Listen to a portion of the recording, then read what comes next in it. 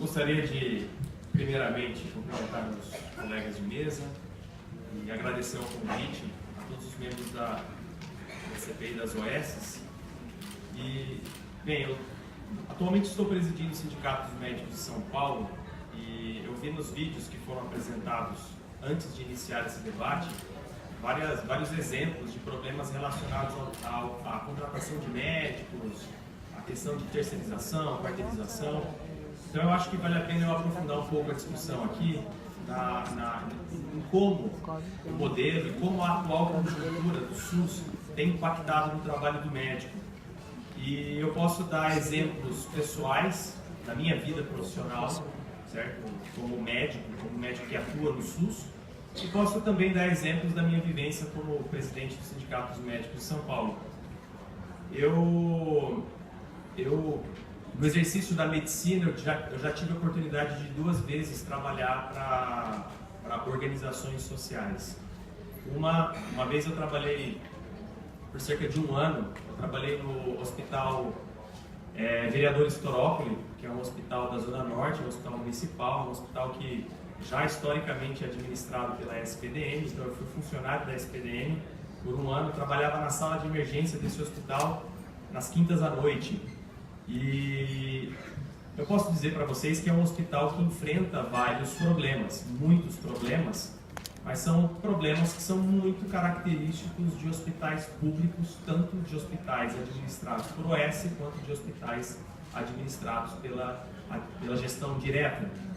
E eu confesso que eu gostava de trabalhar lá, porque eu me sentia muito útil como médico nesse hospital. Gostava muito da equipe, a equipe médica, a equipe de enfermagem era muito próxima, muito amiga, o trabalho era muito fluido por conta disso.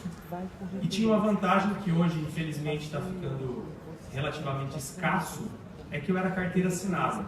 Então, 7 da noite da quinta eu ia lá, batia meu dedinho, fazia o meu plantão, 7 da manhã da sexta-feira eu batia meu dedinho. Se eventualmente eu trabalhava um pouco mais, eu era devidamente remunerado com hora extra, recebia meu salário todo mês, pegava todo mês a minha cesta básica e ok, certo? A minha outra experiência como médico que prestava serviço, que trabalhou em organização social, foi uma coisa bem pontual. Uma colega minha, infelizmente, ela perdeu o seu companheiro de forma trágica, jovem, enfim. E ela entrou em luto e, por conta do luto dela, ela pediu para que eu e outro colega cobríssemos o seu trabalho de infectologia no Hospital EVA, que é o Hospital Estadual do Vila Alpina, tá? Que, se eu não me engano, é administrado pelo Seconce. E então eu fui lá, bem de forma pontual, foram 2 dias só para ela, enfim, organizar a vida dela, e fui lá fazer interconsulta de infectologia. E uma enfermeira me acompanhou e eu fui passar visita nos leitos que solicitaram interconsulta. Me chamou muita atenção naquela época, veja, não era do sindicato ainda, então assim, me chamou a atenção na época a estrutura que o hospital tinha. Não sei como é que está hoje, mas enfim, isso foi em 2013 também. Um hospital bonito, arrumado, uma boa estrutura. Eu andei pelas UTIs, então assim, muito bem organizado. Mas uma coisa me chamou muito a atenção, foi quando eu fui passar visita em pacientes da clínica médica, da enfermaria de clínica médica. E me chamou a atenção porque os colegas médicos eram muito jovens, e me chamou a atenção também porque eu fui ver um paciente em específico. Só para explicar brevemente, esse paciente era uma paciente HIV positiva, ele tinha HIV, e ele tinha meningite por um fungo. E é uma meningite que causa aumento da pressão do sistema nervoso central. Então, você, para aliviar a pressão, tem que colher líquido da espinha do paciente todos os dias, até o tratamento fazer efeito e a pressão diminuir. E aí eu dei esse parecer para o colega médico que lá estava na enfermaria. Eu falei para ele, olha, o tratamento é esse, então todos os dias você escolhe o líquido da espinha, mede a pressão e tal. E o colega me respondeu o seguinte, olha, a gente vai colher na terça e na sexta. Eu falei assim, não, você não entendeu, eu preciso que você colha todos os dias. Aí ele falou assim, não, mas eu não posso colher todos os dias porque o médico que colhe o líquido da espinha só vem na terça e na sexta. Eu falei, não seja por isso, colha você é o médico da enfermaria, você que deve fazer isso. E aí ele me respondeu, eu não sei fazer e não posso fazer. E isso me chamou um pouco a atenção, porque eu estava em um hospital estadual, certo? Que a gente espera um pouco mais de especificidade nesse serviço. diante de um paciente que precisava de uma assistência e o colega não estava preparado para prestar essa assistência. Então a solução foi tirar o paciente de lá. Então a gente articulou uma regulação, o paciente acabou sendo transferido para o Instituto de Infectologia Emílio Ribas. Tá? E aí depois eu fui entender o que estava acontecendo. E aí a minha colega me explicou. Todos os médicos que atendiam no Hospital Estadual, lá do Vila Alpina, eram recém-formados. Todos eles eram recém-formados, coincidentemente todos formados na Santa Casa, e eles estavam trabalhando para uma pessoa que era dona de uma empresa médica, que era um professor figurão da Santa Casa, que assinava todas as AIHs, todas as autorizações de hospitalização, e aí esse hospital que tinha pacientes graves estava com médicos recém-formados na sua enfermaria. Tá? Então, assim, isso me fez entender muito o que acontecia ali, por que aquilo tinha acontecido. Então era uma situação de precarização do trabalho médico e, consequentemente, tendo não só impacto na vida daquele médico que estava prestando esse serviço em situação precária, mas também na vida dos pacientes que dependiam dessa assistência. Então esse é um exemplo da minha vida profissional. Agora, quando eu entrei no Sindicato dos Médicos de São Paulo, eu consegui ter uma visão um pouco mais macro da questão das organizações sociais. Porque aí a gente já tinha uma visão num nível um pouco mais estadual. E realmente não dá para colocar todas as organizações sociais no mesmo balaio. Tá? Não podemos cometer esse erro. Não podemos cometer esse erro. Eu costumo classificar as organizações sociais em dois grandes grupos. Eu costumo classificar as organizações sociais em organizações sociais tradicionais e organizações sociais abutres. E eu vou explicar para vocês por que eu faço essas duas distinções. Bem, as organizações sociais tradicionais, elas são mais antigas, porque elas estão mais tempo aí prestando serviço para o poder público e eu não vivi isso, mas assim, as pessoas que viveram esse crescimento dessas organizações sociais alegam que elas tiveram um papel importante aí na expansão do SUS. Pode ter até uma certa lógica, veja, a gente viu o SUS sendo criado na Constituição de 88, anos 90, logo depois o SUS precisava expandir, porém vieram as reformas do Estado, lei de responsabilidade fiscal, lei das organizações sociais, e essas organizações sociais foram usadas, segundo alegam as pessoas que defendem organizações sociais, para fazer essa expansão do SUS. Esse argumento eu até respeito, mas veja, logo depois veio a década de 2010. A década de 2010 a gente embica em uma crise e isso daí leva o financiamento do SUS para uma situação crítica. E é o que a gente justamente está vivendo hoje. É justamente o que a gente está vivendo hoje. E o financiamento do SUS, financiamento que já é escasso, já é problemático, ele se agudiza em problemas. Tá? E é nessas horas que surgem, então, essa figura que eu chamo de organizações sociais abutres. E aí eu vou explicar para vocês com exemplos o que seria uma organização social abutre. Por exemplo, Hospital Municipal Antônio Giglio de Osasco.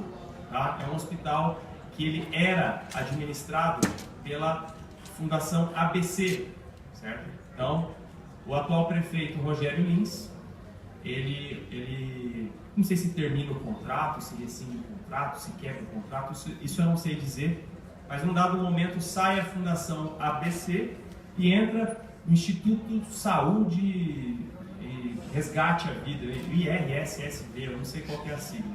Entra uma organização social aí, que o CIMESP já teve vários problemas com essa organização social de cunho trabalhista em municípios ali do Vale do Ribeira. Essa organização social entrou ali na Fundação ABC. Pois bem, ao entrar, os médicos da Fundação ABC e todos os outros funcionários foram demitidos, mas os seus direitos trabalhistas não foram pagos. As rescisões dos contratos de trabalho não foram pagas. A organização social alegava que a prefeitura não tinha feito repasse. Os médicos, a prefeitura alegava que tinha sim feito os devidos pagamentos.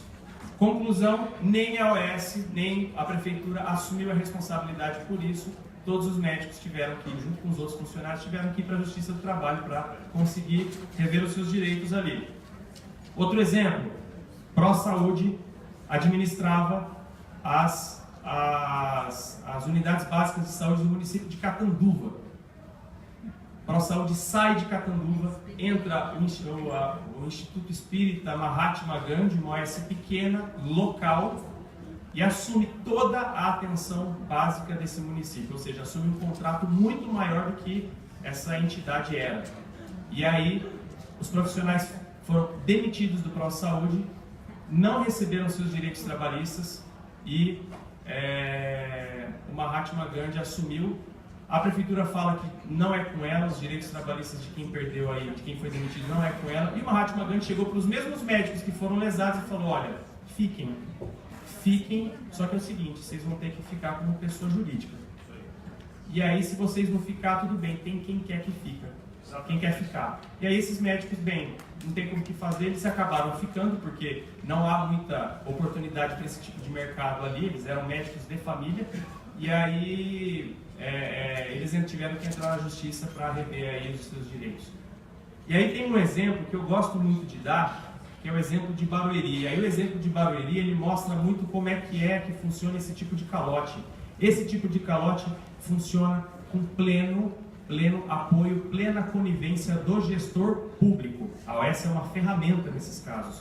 Porque veja, Hospital Municipal de Barueri, primeira OS SPDM, segunda OS ProSaúde, terceira OS IGEA. IGEA já começou a dar uma série de problemas, demitindo profissionais sem pagar direitos trabalhistas, desestruturando serviços e terceirizando todo mundo. Ok, o IGEA vai sair. Quando ele vai sair, o próprio prefeito Furlan foi ao hospital, subiu em cima de uma mesa, eu não sei se era uma mesa, parecia um pequeno palco, eu vi só o vídeo na cena, que foi filmado, e ele falando, o próprio prefeito falou para os funcionários: gente, é o seguinte, vocês serão demitidos, vocês têm direitos trabalhistas, só que não será pago. Se vocês quiserem que os seus direitos trabalhistas, vocês vão ter que acionar a Justiça do Trabalho. O prefeito falando isso. Então a OS foi usada para fazer essa sacanagem aí. E aí o que acontece? Todos foram demitidos, médicos, enfermeiros, todos que eram seletistas foram demitidos. E a SPDM, que entrou logo em seguida, que voltou, ela infelizmente acabou tendo até uma atitude de OS abutre aí, porque ela foi lá e pejotizou todo mundo. Estou falando do trabalho do médico. E aí, esses profissionais que estavam lá pelo IGEA tiveram que entrar na Justiça do Trabalho para rever os seus direitos. Então isso mostra um exemplo de como o gestor público é conivente com tudo isso. E aí vamos lá. Para mim, o exemplo mais agressivo, inclusive, foi mostrado no vídeo aqui. Instituto Gerir entra em Guarulhos. Guarulhos tinha 3 serviços da administração direta: o Hospital Municipal de Urgência, o Hospital Municipal da Criança e a Policlínica Paravente. Eram hospitais da administração, serviços da administração direta. Pois bem, município com uma crise fiscal alegada por eles, etc, e eles decidem trazer a organização social para melhorar os problemas dos serviços, né? E aí, esses serviços, eles de fato tinham problemas como quaisquer serviços públicos, só que eles eram preenchidos por profissionais da administração direta. Eram funcionários públicos que ali trabalhavam e já tinham os serviços já eram minimamente estruturados. Pois a prefeitura colocou várias equipes, deslocou várias equipes para unidades ambulatoriais do município e trouxe a organização social de Goiás, colocou a organização social ali no município e a organização social começou a assediar os médicos profissionais, servidores públicos, seguinte, eu vou colocar você à disposição, ok? E você, cirurgião pediátrico, você vai ser deslocado para uma UBS. O cara ficava, não, peraí. Na época eles procuraram o sindicato, a gente chegou a fazer uma intermediação com a prefeitura. Aí a organização social começou a fazer o seguinte: servidor público, faz o seguinte, vem aqui comigo, você pede licença sem vencimento do seu vínculo e vem trabalhar comigo. Você vai receber aqui, PJ, sem imposto, você vai ganhar muito mais, vem aqui comigo. Na época o semestre falou: não faz isso. Falando para todos os médicos: não faça isso. Inclusive a gente fez uma resistência e quem resistiu acabou ficando no serviço, recebendo como servidor público, porém trabalhando num ambiente administrado pela organização social. Vários colegas ficaram muito insatisfeitos, porque eram colegas que estavam trabalhando na residência médica desses serviços, se sentiram assediados, pediram exoneração. Então, várias equipes foram desestruturadas e vários colegas pediram licença sem vencimento e entraram no esquema da OS. Aí vocês falam para mim assim, olha, o médico também é esperto, né? O médico gosta de PJ, o médico é empreendedor, gosta de ganhar dinheiro, né? Pois bem, o médico é vítima nisso daí. Eu vou explicar para vocês por quê. O médico, no caso ali, ele falou, ó, você vem trabalhar com a gente. Beleza, então eu entro como meu PJ, eu tenho aqui minha empresa e vou exercer minha medicina liberal aqui na sua OS. Não, eu já tenho a minha empresa. A minha empresa é essa, que ela já tem inclusive o meu computador, a OS falando isso. E coloca assim, ó, se você quiser trabalhar aqui, você entra como sócio minoritário, 1% da empresa é sua, tudo bem? Os colegas entraram. Conclusão, 1 ano depois, sai o Instituto Gerir dando um calote de 3 meses nesses profissionais e entra, no caso do Hospital Municipal de Urgência, a Santa Casa de Birigui no lugar do Instituto Gerir. Esses médicos ficaram sem receber o seu dinheiro, não tem como reclamar porque eles são sócios da empresa, né? A prefeitura fala que o problema não é dela porque ela fez o repasse, a organização social fala que a prefeitura não fez o repasse, os médicos procuram o sindicato e a gente fala, pô galera, a gente falou que vocês entrarem nessa. Não dá. Olha o esquema como ele é roto, ele é podre só na explicação que eu dou para vocês. Então, esse para mim foi um exemplo de organização social que tratorou o serviço público, deu um chega para lá no serviço público de forma muito forçada e criou uma situação que inviabilizou o serviço. Os serviços estão fechados, vocês viram aí, o HMU está fechado. E aí a rede de saúde de Guarulhos está sem cirurgia eletiva, tá? A maior porta SAMU do, hospital, do município está praticamente fechada, certo? A rede está completamente desgastada, saturada, uma crise, um colapso geral. E aí, diante desse cenário de caos que eu falo para vocês, por que essas OS se submetem a essa situação de caos? Aceitam esses contratos nessas situações esquisitas? Né? Porque essa é a pergunta que eu sempre me faço. Por que a Santa Casa de Birigui, por exemplo, aceita entrar num esquema tão estranho como esse? Sabe? E é interessante que mesmo nesse cenário tão caótico, a gente vê novas organizações sociais surgindo a todo momento. A todo momento. E veja, organizações sociais de outros estados estão vindo para assumir esses contratos bizarros. E pior, a gente está vendo Santa Casa do interior quebrada por aí, se qualificando como organização social e enfrentando o chamamento público para ganhar contratos milionários. Então, assim, o modelo está com muito problema. Então, a gente precisa rediscutir o problema. E, assim, vendo esse movimento todo das organizações sociais, está virando business isso. O que leva a surgir tanta OS? O que leva tanta Santa Casa a se qualificar dessa forma para concorrer a esses contratos milionários? E a gente está falando, gente, de dinheiro público. De dinheiro público. Enfim, mas, ó, focando na questão do trabalho médico, a gente está vendo, sim, a quarteirização, terceirização, para aqueles que não gostam de falar que o S é terceirização, ok, mas está se terceirizando a atividade fim. O colega que é o advogado que falou hoje de manhã, ele falou assim, ok, o Supremo votou que é constitucional a terceirização, ok, aí eu pergunto, o gestor público, nesse processo todo de terceirização, com esse monte de intermediário, veja, do médico que está na ponta ao gestor público que faz o repasse financeiro, a gente tem a OS, a empresa terceirizada, e esse médico que está na ponta, ele não é dono do PJ, ele não é um empreendedor, ele é um caixa 2. Ele é um caixa 2. Aí eu te pergunto, o gestor público tem controle sobre isso? O gestor público sabe quantos médicos de fato estão lá na ponta? Qual que é a formação desse pessoal? Sabe? O médico que está trabalhando lá na UTI terceirizada do Mandaqui, o governo do estado sabe se o médico que está lá na UTI terceirizada do Mandaqui, ele é realmente médico intensivista e tem condições de exercer esse trabalho? O poder público não tem esse controle. O poder público não tem esse controle. Veja, e os colegas estão se submetendo ainda a isso porque o mercado de trabalho médico está péssimo. A gente viu a abertura indiscriminada de escolas médicas, temos vários médicos sendo colocados no mercado de trabalho sem oferta de emprego CLT, sem concurso público, porque há decreto do governador proibindo concurso público.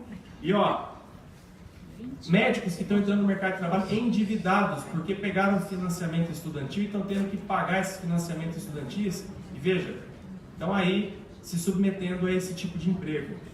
Então, ó, o Sindicato dos Médicos hoje recebe como principal foco de reclamação a problemas relacionados a organizações sociais. Nós temos lá 68% das nossas reclamações que estão relacionadas a calotes, a condições de trabalho relacionadas à organização social, e não tem como eu fazer uma fala corporativa apenas. Eu preciso dizer que isso impacta a qualidade da assistência que é oferecida à população. Se o médico está lá na ponta, não está bem remunerado, não é bem informado, não está tranquilo para exercer sua medicina, isso vai impactar na qualidade do serviço, e quem vai sentir é a população que depende dessa assistência. Tá? Então, ok, alguns podem falar, as OS tiveram um papel no SUS, mas isso precisa ser muito bem rediscutido agora. Tá? O que a gente quer para o SUS? Que tipo de gestão a gente quer para o SUS? Porque o que está aí está longe de ser o ideal, pelo contrário, está esquisito. E a OS, se um dia ela foi ferramenta para expandir qualquer coisa, hoje ela é uma ferramenta usada pelo gestor público para desconstruir o sistema. É isso que está acontecendo. Obrigado.